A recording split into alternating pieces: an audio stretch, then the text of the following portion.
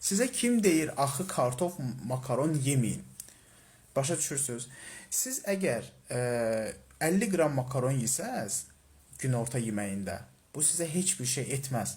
50 qram makaronda təxmini belə qaşıqla götürsəz 4-5 qaşıq makaron eləyir.